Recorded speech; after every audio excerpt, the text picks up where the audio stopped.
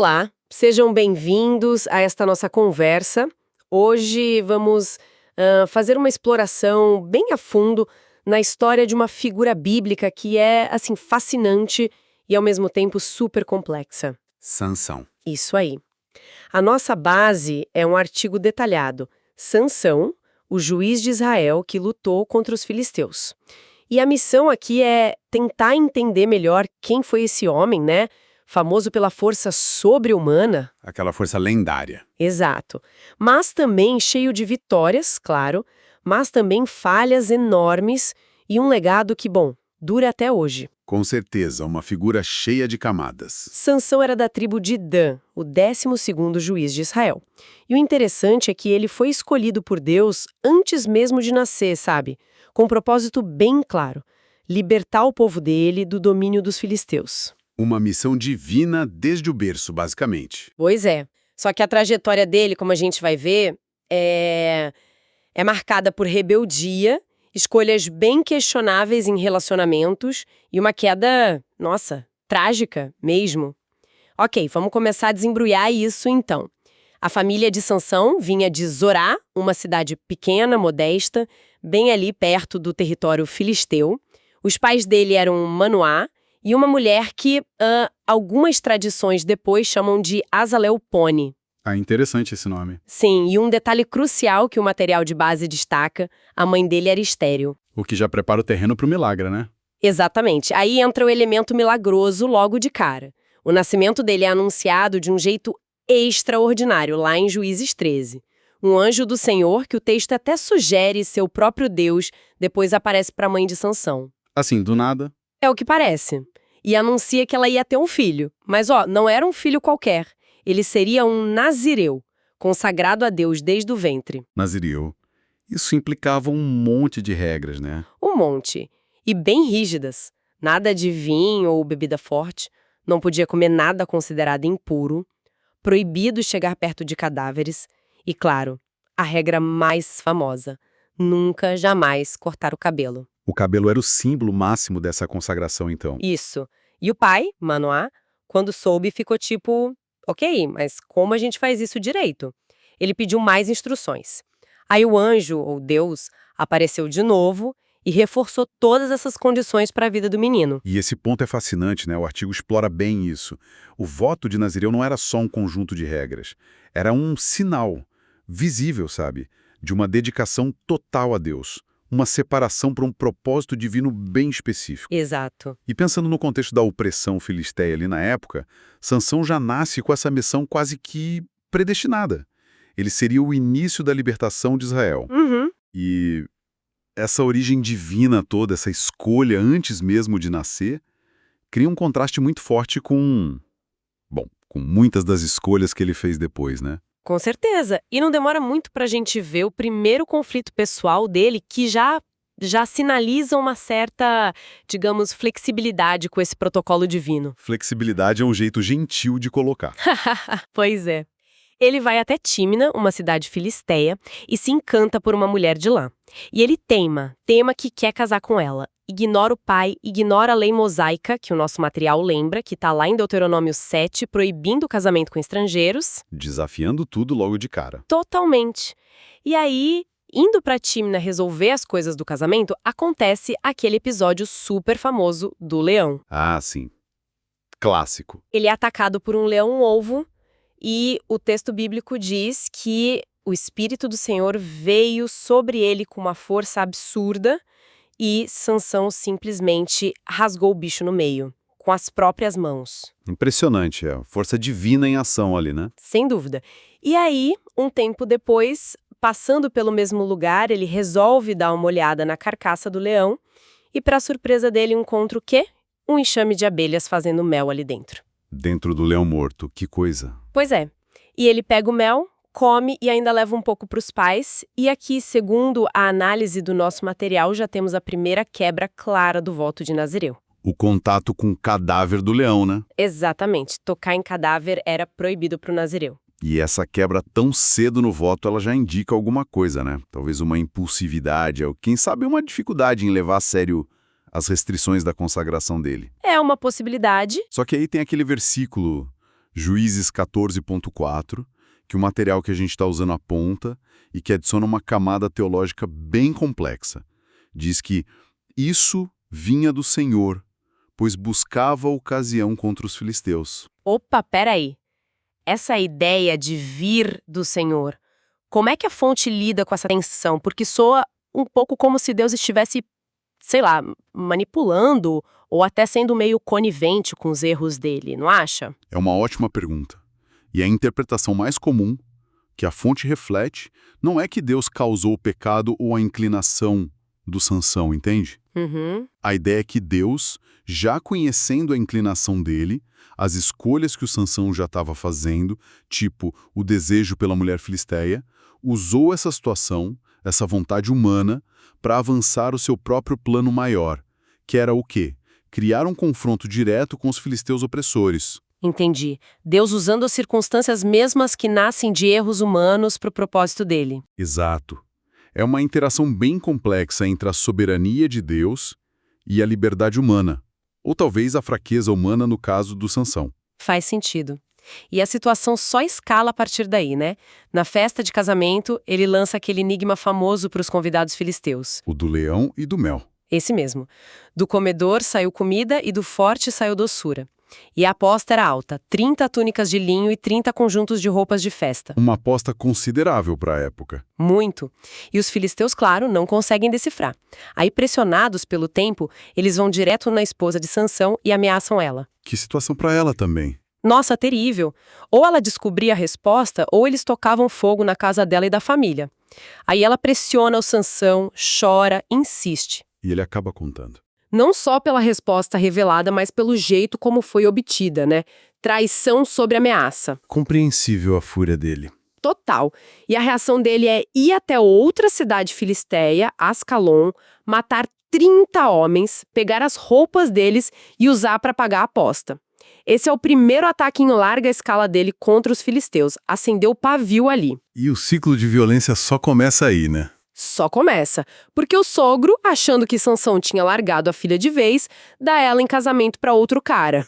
E o Sansão não deixa barato, imagino. De jeito nenhum.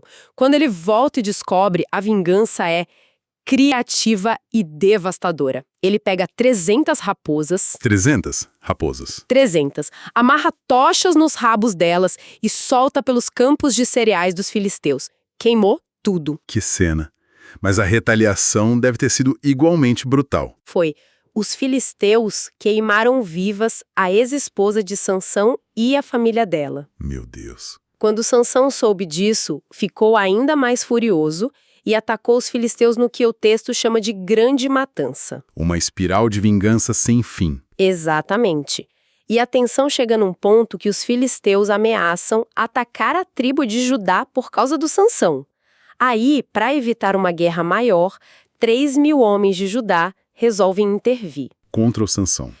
Eles convencem Sansão a se entregar, amarram ele com cordas novas e levam até os filisteus num lugar chamado Lei. E ele aceita ser entregue assim? Parece que sim, para evitar a guerra contra a própria tribo. Mas na hora H, quando ele está sendo entregue... O Espírito do Senhor vem de novo. Exato. O Espírito do Senhor vem sobre ele arrebenta as cordas como se fossem nada, acha uma queixada de jumento ali no chão, ainda fresca. Uma queixada de jumento, como arma. Pois é, e com essa queixada, ele mata 1.000 filisteus. 1.000 homens. Com uma queixada. A força dele era realmente de outro mundo. Totalmente. Só que depois dessa batalha toda, ele tá no limite. Exausto, quase morrendo de sede. E aí tem um momento raro. De vulnerabilidade. Sim, ele ora a Deus. O texto em Juízes 15 diz: deste pela mão do teu servo esta grande libertação. Morreria eu agora de sede e cairia nas mãos destes incircuncisos? Ele reconhecendo a fonte da vitória e a própria necessidade, né? Exatamente. E Deus responde, faz brotar água de uma fenda na rocha ali perto. O lugar até ficou conhecido como Enacoré, a fonte daquele que clama. E o artigo que a gente está usando menciona que, depois disso tudo, ele julgou Israel por 20 anos. O que fica muito claro nesse período todo é esse padrão, né? Quase um ciclo vicioso. Provocações pessoais, muitas vezes iniciadas pelo próprio Sansão. Sim, Atos de vingança que escalam muito rápido para conflitos maiores entre israelitas e filisteus. A força dele, como o texto bíblico e a fonte reforçam, tem uma origem divina, não dá para negar. não mesmo. Mas as motivações dele, na maioria das vezes, são muito, muito humanas. Raiva, orgulho ferido, esse desejo de vingança quase, insaciável, a vitória com a queixada é incrível, militarmente falando. É um ápice. Sim, mas aquele momento da oração por água mostra uma faceta rara, de dependência de Deus, que contrasta demais com a autoconfiança e a impulsividade que ele geralmente demonstrava. Verdade. E aí passam esses 20 anos, ele já é o juiz, uma figura estabelecida, é nesse ponto que entra Dalila na história. Ah, Dalila, a personagem talvez mais famosa dessa saga toda, né? Com certeza. Ela era do Vale de Sorek, uma região ali na fronteira entre Israel e a Filístia. E o material que a gente tem descreve essa relação como intensa. Muita atração, mas também engano, conspiração e, no fim, traição. Uma trama explosiva. Não é à toa que inspirou tanta coisa na cultura depois. Exato. E claro, os líderes filisteus não são bobos, né? Eles veem nessa paixão do Sansão uma oportunidade de ouro. Para finalmente derrubá-lo. Isso. Procuram Dalila e oferecem uma fortuna para a época. Cada um dos 5 príncipes filisteus promete 1.100 moedas de prata. Uma grana preta. E a condição era descobrir o segredo da força dele. Exatamente. E Dalila aceita o suborno. Aí começa aquele jogo de gato e rato.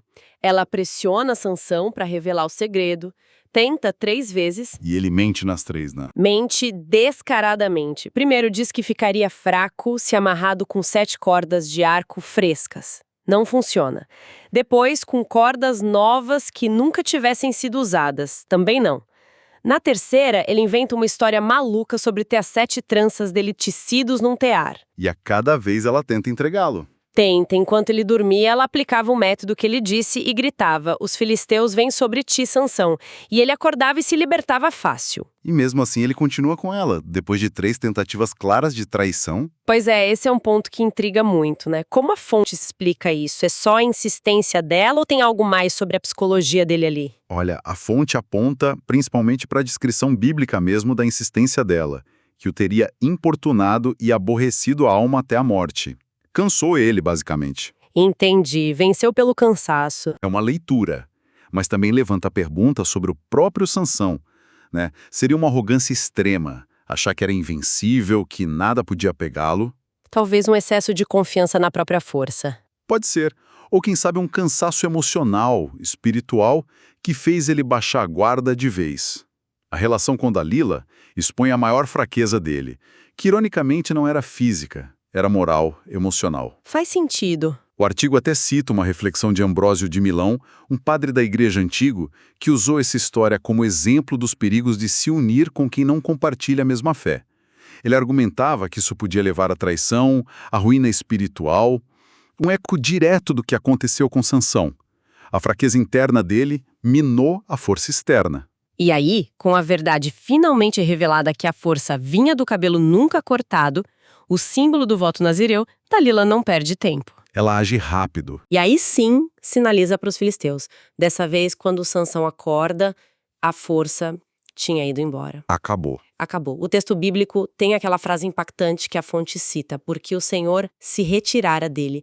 E aí, ele é capturado, finalmente. E a queda é brutal, né? Brutal. A humilhação que os filisteus impõem é terrível. Eles vazam os olhos dele, deixam ele cego. Que crueldade. Levam ele acorrentado para Gaza, uma das cidades principais deles, e lá, o homem da força sobre-humana é forçado a girar um moinho na prisão. O nosso material até enfatiza o quanto isso era degradante na época, um trabalho de escravo, de animal. É a imagem da queda completa, né? Sim, o fundo do poço para ele. E o ato final da vida de Sansão acontece durante uma grande festa religiosa no templo de Dagon, o deus principal dos filisteus, lá em Gaza. Uma celebração pela captura dele, imagino. Exatamente.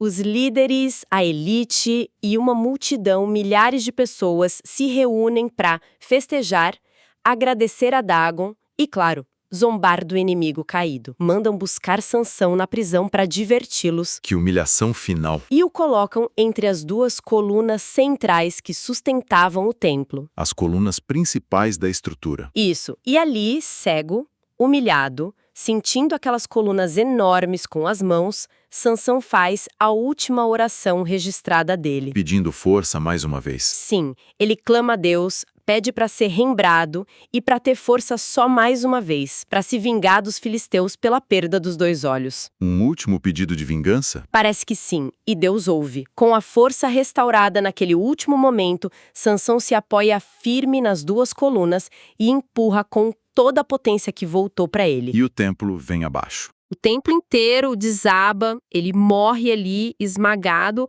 mas leva junto todos os líderes filisteus e a multidão que estava lá. O artigo até destaca aquela frase da Bíblia: foram mais os que matou na sua morte do que os que mataram na sua vida. Impressionante. Um final realmente épico e trágico. E depois a família dele vai lá, resgata o corpo e o sepulta na terra dos pais. Essa morte dele é carregada de simbolismo, né? Aberta a muitas interpretações. Foi só vingança final? Foi um sacrifício pelo povo, mesmo que tardio? Teria ali alguma redenção? São as grandes questões que ficam. O material que a gente analisou menciona César de Arles, outro teólogo antigo que viu na morte de Sansão uma prefiguração da crucificação de Cristo.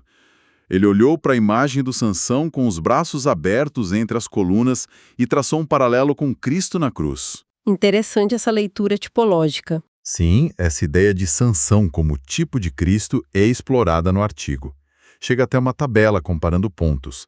Nascimento anunciado por anjo, vitória sobre o leão, visto como Satanás, traição por dinheiro, morte entre inimigos, a missão de libertar. Mas ao mesmo tempo ele é tão falho. Exatamente. É o clímax da complexidade dele. Um herói levantado por Deus, sem dúvida, mas cheio de falhas humanas gravíssimas. Que cumpre o propósito divino, sim, mas de uma forma trágica e, em muitos aspectos, autodestrutiva. E que lições a gente tira disso tudo, então? O estudo que a gente usou aponta algumas coisas, né? Sim, aponta várias. A importância da fidelidade a Deus acima da força física, por exemplo. Os perigos de ceder aos desejos, aos impulsos e quebrar votos sagrados. Aquela constatação, que pode ser meio desconfortável, de que Deus pode usar pessoas bem falhas para cumprir seus planos, e, claro, a advertência sobre a gente precisar de vigilância espiritual constante contra as nossas próprias fraquezas. E a fonte até lista os 7 erros de Sansão, né? Isso, eles sistematizam autossuficiência, desobediência clara, inconsequência, falta de sabedoria, tendência a repetir erros, imaturidade espiritual, apesar do chamado, e dar brecha para o inimigo através das concessões que ele fez. É uma lisca e tanto. Reconhecer esses padrões como a autossuficiência, mesmo tendo um dom divino, serve de alerta, né? Com certeza. Mostra como as falhas humanas podem minar até os maiores dons. E é incrível como essa figura tão contraditória não ficou só na Bíblia, né? Essa mistura de força e fraqueza parece que fascinou muita gente ao longo dos séculos. Foi muito além do religioso. Totalmente.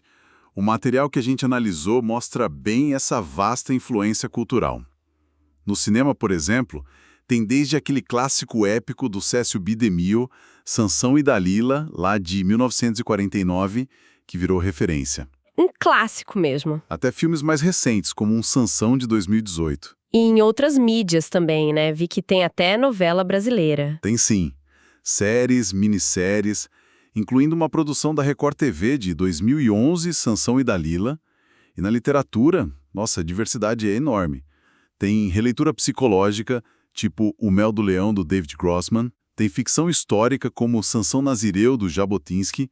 Estudos bíblicos a fundo. Livre de motivação também, né? Sim, tipo A Síndrome de Sansão. E até livros infantis e obras que usam a história para discutir masculinidade, como um chamado Samson and the Pirate Monks. Sem falar no teatro e na ópera. Ah, as óperas são famosas. Muito. Sansão Agonistes, do John Milton, que era uma alegoria política. A ópera Sansão, de Handel, que foca mais na queda e redenção. E talvez a mais conhecida, Sansão e Dalila, de Saint-Saëns, centrada no drama do romance e da traição. Essa repercussão toda mostra o poder que personagens complexos têm, né? Sem dúvida. E até o nome dele, né? Sansão, que vem do hebraico Shimshon, tem uma carga simbólica forte. Deriva de Shemesh, que é sol. O nome pode significar pequeno sol ou filho do sol. Mais uma camada para essa história que é luz e sombra ao mesmo tempo. Exato.